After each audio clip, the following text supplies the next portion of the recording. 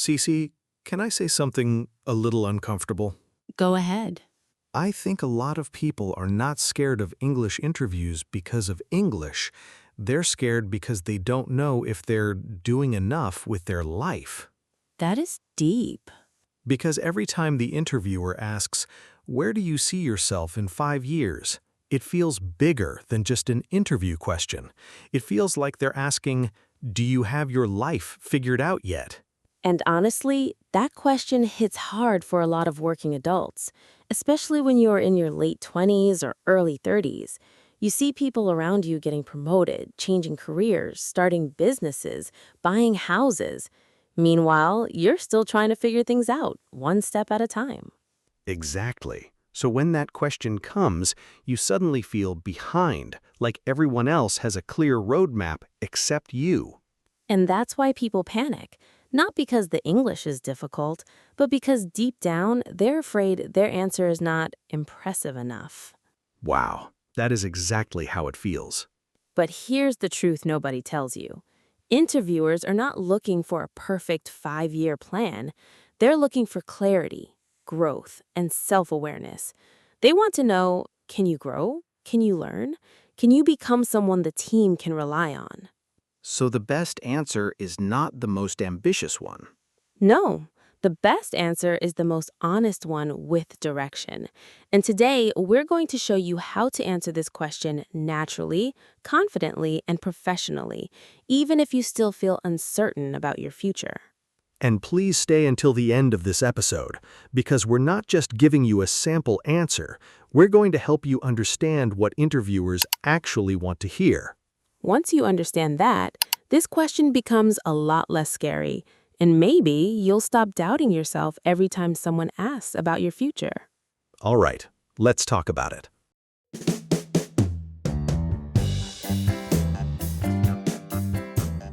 You know what's interesting, Cece?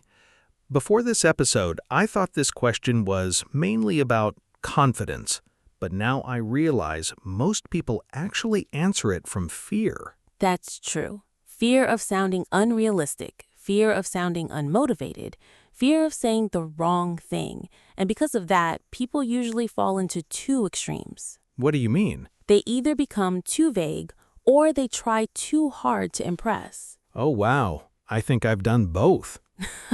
Most people have. Let's start with the first one, being too vague. You ask someone, where do you see yourself in 5 years? And they answer, I don't know yet. I'm not sure. I just want a stable job. Honestly, those answers sound very real, though. They do, and emotionally, they're understandable because many people genuinely feel lost sometimes, especially after burnout, career changes, layoffs, or difficult work experiences.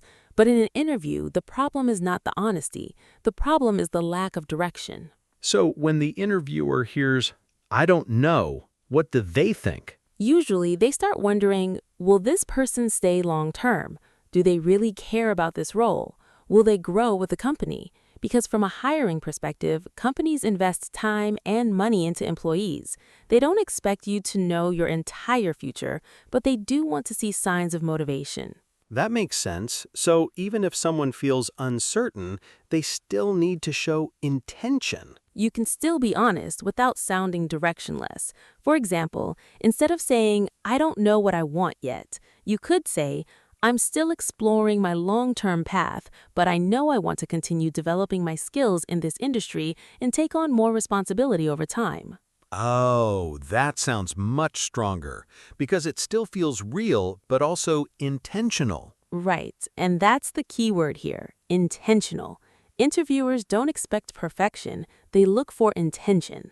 Okay, what about the second mistake, trying too hard to impress? This one is very common too, especially among ambitious people. Sometimes candidates think they need to sound extremely successful or powerful, so they say things like, in 5 years, I want to become CEO, or I want to build $1 million company.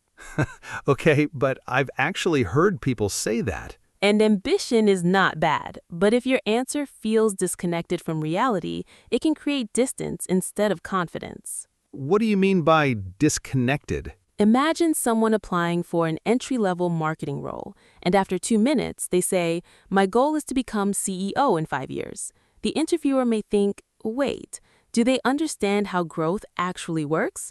Or worse, are they more focused on status than learning? Ah, so the problem isn't ambition, it's credibility. The best answers feel grounded. They show growth step by step, not overnight success. Because in real life, careers are built gradually. You learn, you fail, you improve, you lead.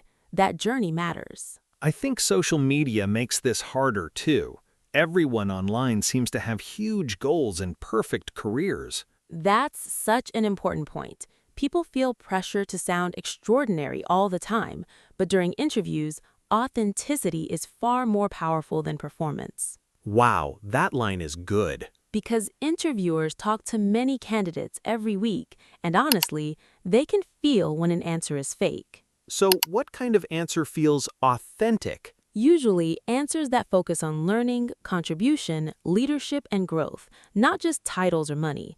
For example, in 5 years, I hope to become someone who can lead projects confidently and support newer team members. That sounds mature. Yeah, it sounds calm and believable. Confidence doesn't always sound loud. Sometimes confidence sounds clear. Okay, there's another answer I hear a lot. And honestly, I've said this before too.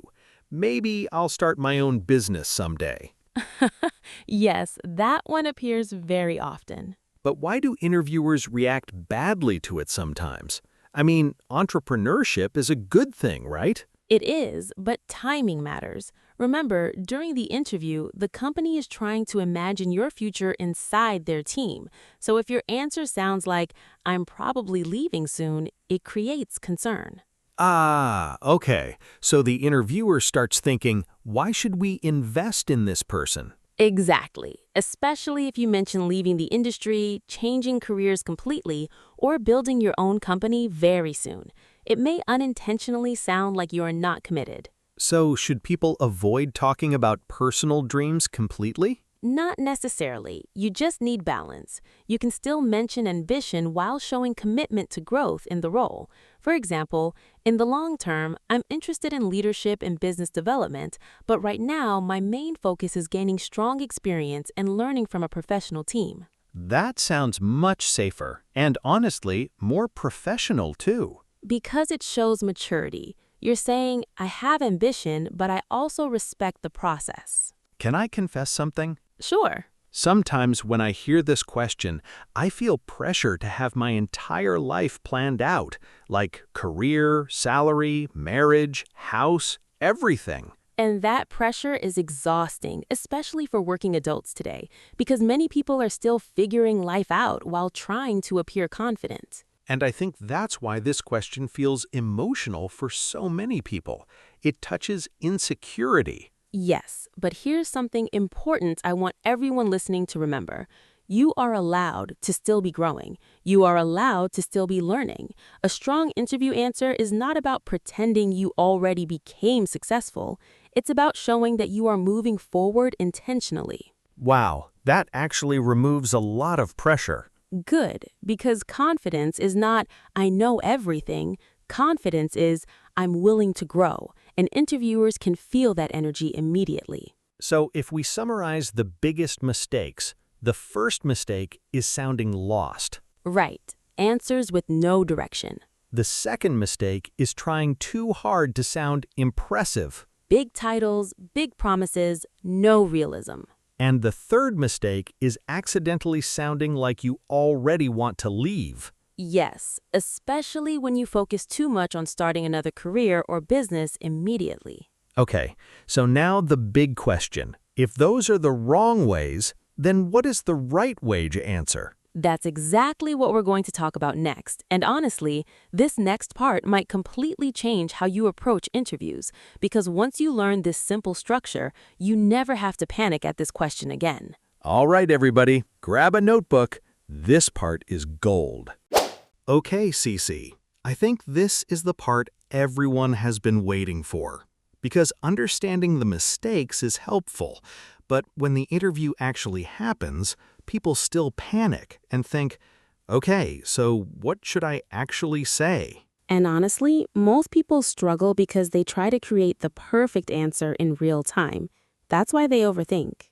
Yes, your brain suddenly starts searching for impressive words, and then everything becomes awkward. That's why having a simple structure helps so much. Not a scripted answer, a structure. Because once you have structure, your thoughts become clearer. And when your thoughts are clear, you naturally sound more confident. Very simple. There are 3 parts. First, talk about where you want to grow. Second, talk about the skills you want to develop. Third, talk about the value you want to bring. That's it. Wait, that actually sounds much easier than I expected. Because the best interview answers are usually simple. People think confidence comes from using complicated English, but real confidence comes from clarity. Okay, let's break down the first part. Where you want to grow. What does that mean exactly? It means talking about the direction you see yourself moving toward professionally, not your entire life plan, just your growth direction. For example, in 5 years, I hope to grow into a senior role in my field. Or, I'd like to become someone who can lead projects more confidently. Oh, so it's less about job titles and more about progression. Growth feels realistic, and realistic answers build trust. Okay, what about the second part? Skills. This part is very important because it shows self-awareness. It tells the interviewer, I know I still have things to improve. And that mindset is powerful. For example, I want to improve my leadership and communication skills. Or, I hope to become better at problem solving and teamwork. I like that because it sounds ambitious but also humble. The strongest candidates are usually confident learners, not people pretending to know everything. And then the third part is about contribution, right? Yes, this is the part many people forget. They focus only on what they want, but great answers also include what they can give. For example, I'd like to contribute more to the company's growth. Or, I hope I can help my team achieve stronger results. Wow, that instantly sounds more professional because now it's not just me, me, me.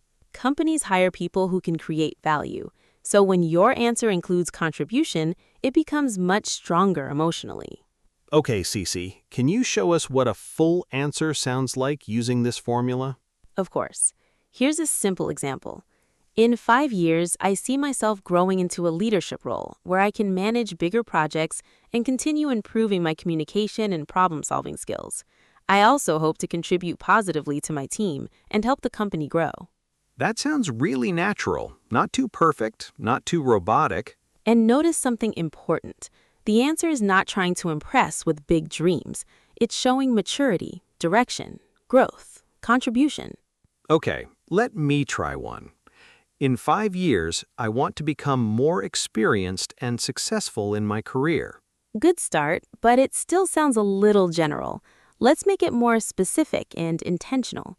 You could say, in 5 years, I hope to become a more experienced team member, improve my leadership skills, and take on bigger responsibilities within the company.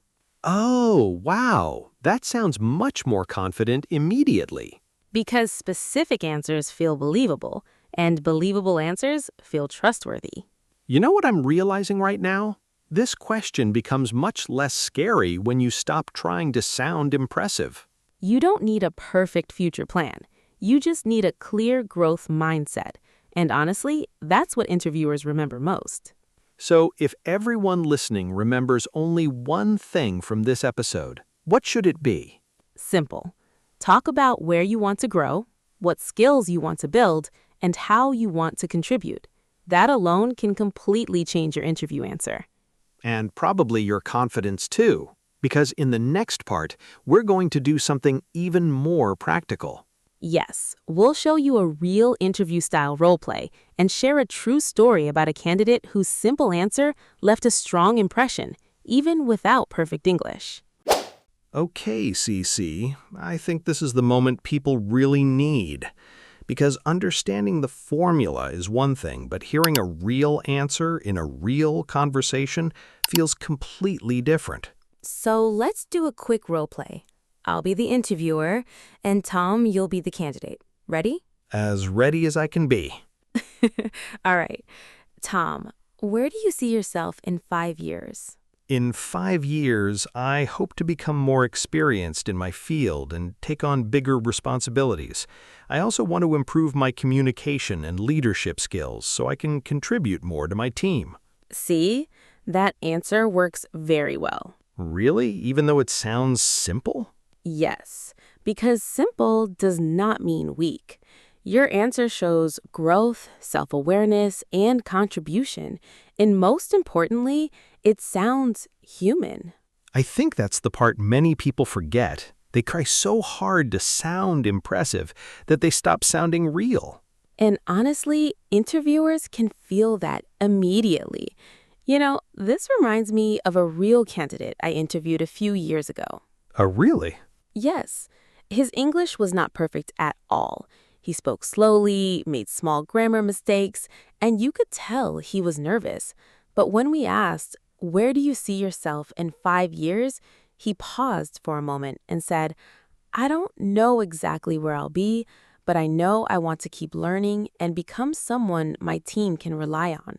Wow, that's actually powerful. Very powerful, because it felt honest, not rehearsed, not fake, not overly ambitious, just honest and clear. And I think that answer feels relatable too, especially for people who are still figuring life out. Most adults don't have everything planned perfectly, and interviewers know that. What matters more is your attitude toward growth. You know what I'm realizing from this conversation?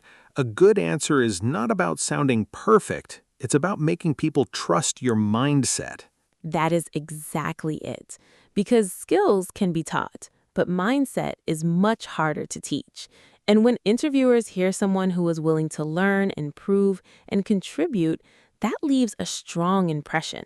Even more than perfect English sometimes. Honestly, yes.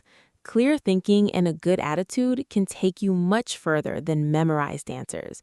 And that's something many candidates underestimate.